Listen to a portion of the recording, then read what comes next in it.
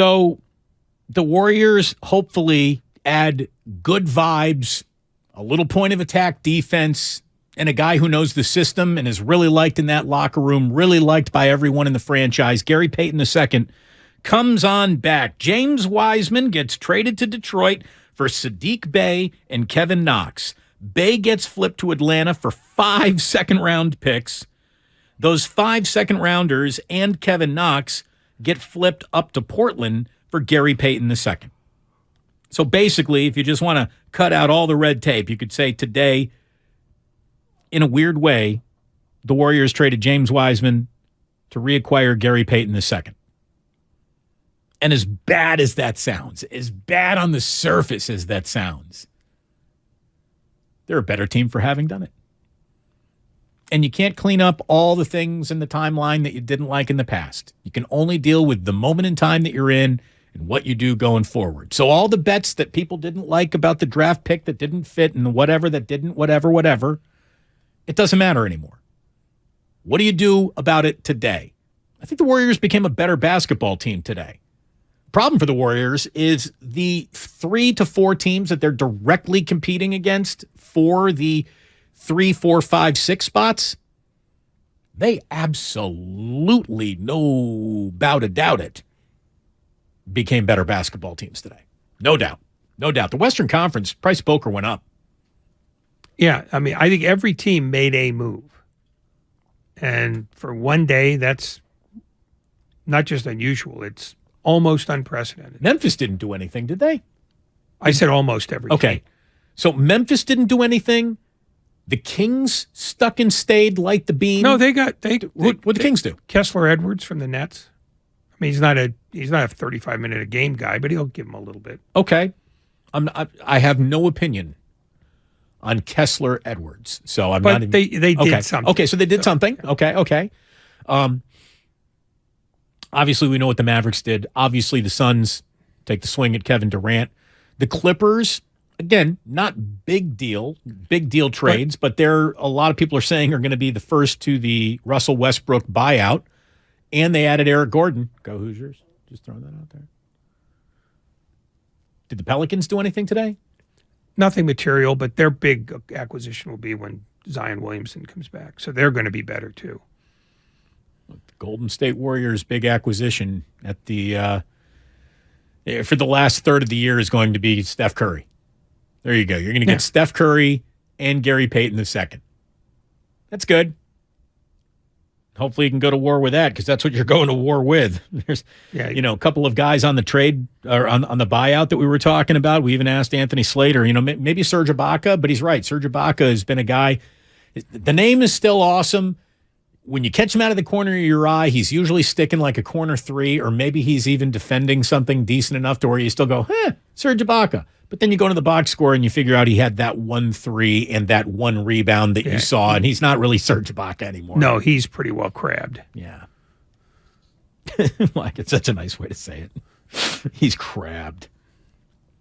So it was a loss for the Warriors last night up in Portland. Funny, I'm watching the game. I'm watching them play against Gary Payton II, and I just said, well, it'd be nice to have him back. And sure enough, he's back.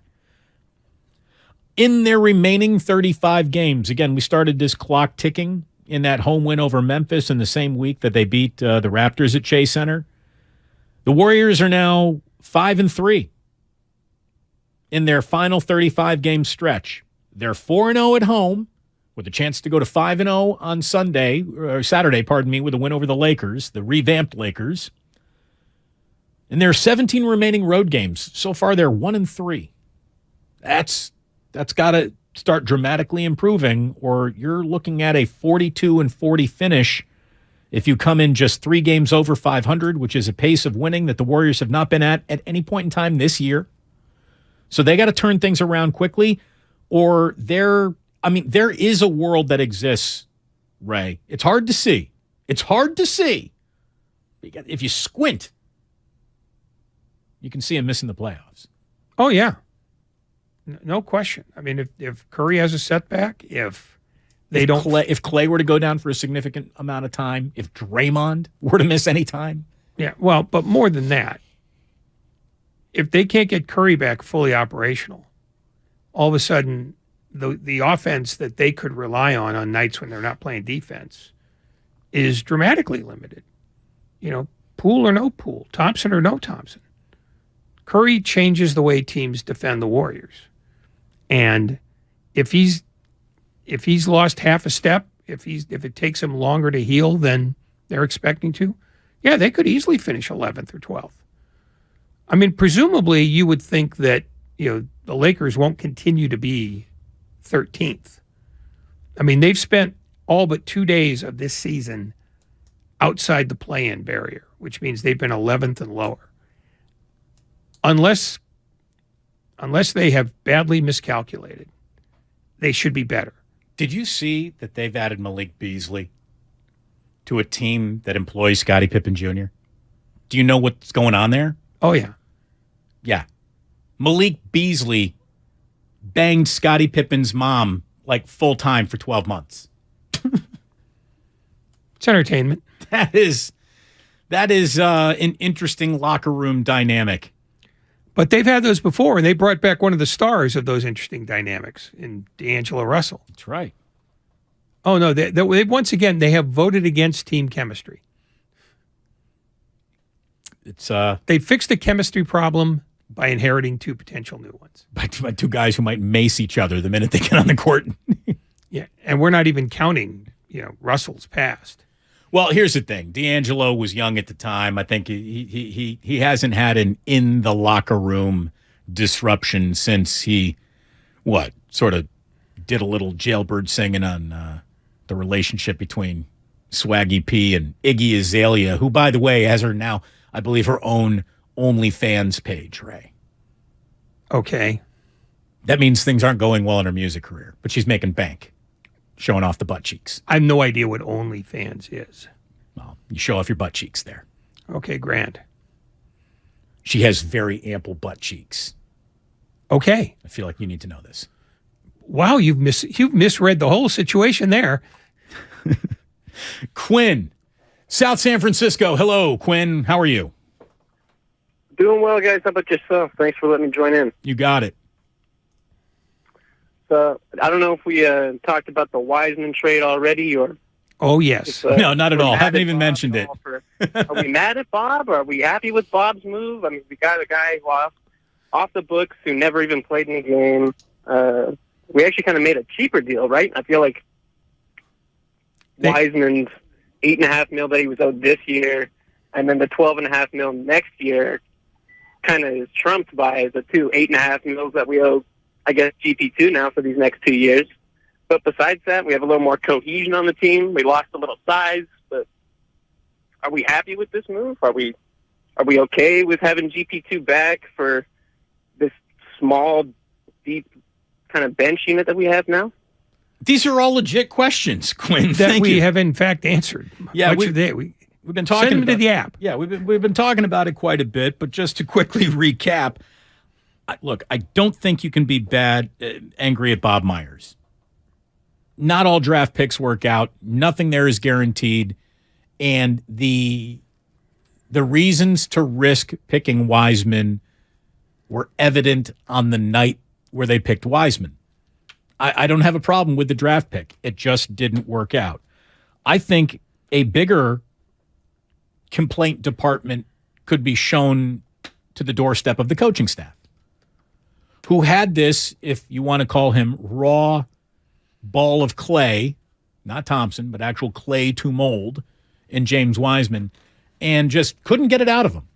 Couldn't coach into him what they needed out of him, or couldn't subtract from him the things that prevented him from becoming valuable to them. And they had 3 years. I mean, the amount of, yeah, he might have been hurt, but we can at least talk you through this film session. We can at least chalk talk you into our philosophies. The amount of mental reps that you're getting in a courtside seat watching this all happen every night goes to infinity here. Like, I mean, come on, man. It's year 3. You shouldn't look lost in space on the court in year 3, yet he never really came over that. And you could say, maybe that's on him, his lack of discipline, his lack of dog, whatever, or it's the coaching staff. But look, it just did not work. It did not fit. And I don't think being angry at Bob Myers accomplishes anything because he's good at his job for the most part. No, but it still goes on his permanent record the way Jacob Evans does and some other failed draft choices, because that's the nature of the deal. Sure. Oh, yeah. This gets scored against them. Yeah. As a franchise, this is a loss. But here's the thing. That's irrelevant. Once you've moved on from the player, you can't justify a draft anymore. Because it's, if the coaches have to bear some responsibility for not coaching Wiseman up, so does Myers for taking him in the first place. That said, everything stops mattering the minute you've moved on from him. Because the nature of a draft is there's another one the next year. And as we saw today, any team that doesn't have 5 second-round draft picks that they could turn into a first-round draft pick at some point wasn't paying attention. More second-round picks moved today than in any day in the history of the league. So you always get another series of bites at the apple. And one bad draft pick one year does not mar you in the future if you get off it quickly enough. And look, maybe the Warriors have learned the lesson that these draft picks really aren't going to show up and help you day one. The way that this team is built, wanting to win one more for the core three, which might not even exist together as we know it after this year. And this is another, like if you wanted to play connect the dots with this season and next season. So what happens if Draymond really opts out? If Draymond opts out because he's got a multi-year deal waiting for him somewhere else and he'd rather go ring that cash bell than stay with the Warriors. If Draymond doesn't come back, your center next year is Kevon Looney, and good luck with that. Like, wouldn't that have been a year to make sure that James Wiseman were still on your roster? And hey, if it's, you got no choice here but to play him at this point. Like, you got to force this round object into the square hole. Like, I mean, if Draymond walks now, they're in trouble next year. Well, they have to go out and get a big guy. There are other big guys in the world. Right. You can't, but big guys don't really fit in with this team. It's always been a little hard fit. No, it's not a hard fit if you get guys who understand that their box scores aren't going to look pretty. You can find guys like that. Jakob Poeltl is exactly. He's not an unusual big guy, but he fits that mold. And there was a landing place for him today. You just have to find whoever the next version of Draymond Green is, knowing that he won't be as good in all likelihood. But you do the best you can with what's on the menu. Again, everything needs to happen in the service of Steph Curry and his wishes.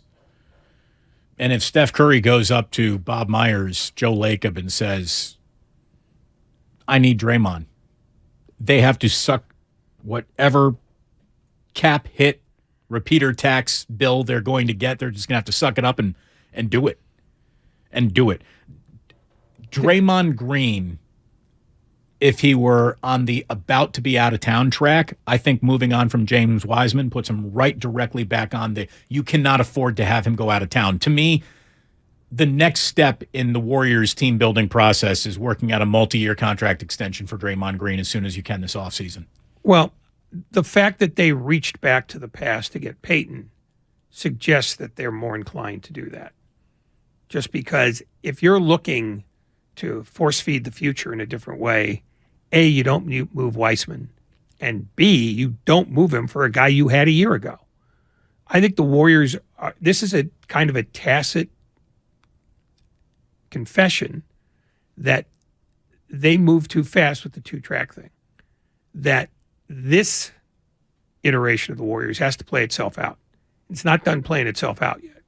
And if it means the transition's a little more jittery in 2 years, then so be it. You can't make 2026 happen when you're in 2023. And I think that is a fundamental mistake that they made this year. They tried to make that work, and it doesn't. You can only coach one team, not two.